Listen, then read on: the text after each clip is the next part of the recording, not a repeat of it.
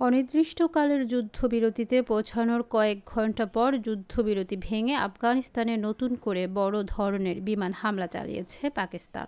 এতে ৬ জন নিহত ও ৭ জন আহত হয়েছে বলে জানিয়েছে আফগান সংবাদ মাধ্যম খামা প্রেস।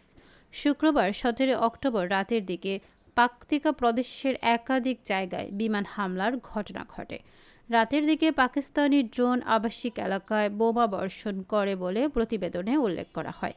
এর আগে বুধবার সংঘাত থামিয়ে যুদ্ধবিরতি অস্থায়ী চুক্তিতে পৌঁছেছিল দক্ষিণ এশিয়ার দুই প্রতিবেশী মুসলিম দেশ পাকিস্তান ও আফগানিস্তান।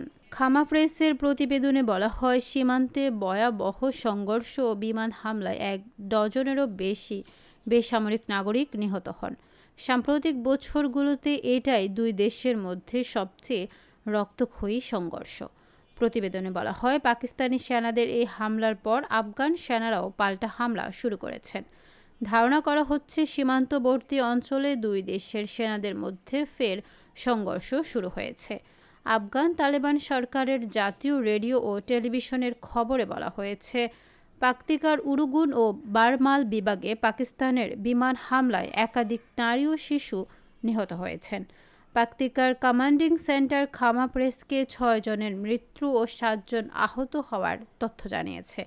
তারা জানান, বিনা উস্কানিতে পাকিস্তান নতুন করে আবারও আফগানিস্তানের ভৌগোলিক অখণ্ডতা লঙ্ঘন করেছে।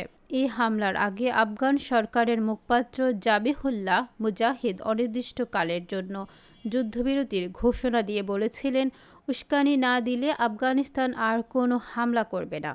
কিন্তু এই যুদ্ধবিরতি বেশিক্ষণ স্থায়ী হয়নি। পাকতিকার সরকারি কর্মকর্তারা জানান, এই হামলার পরই আফগান সেনারা সীমান্তে পাল্টা হামলা শুরু করে। তারা সতর্কতা দিয়েছেন, এমনটি চলতে থাকলে এই দ্বন্দ্ব ছড়িয়ে পড়তে পারে।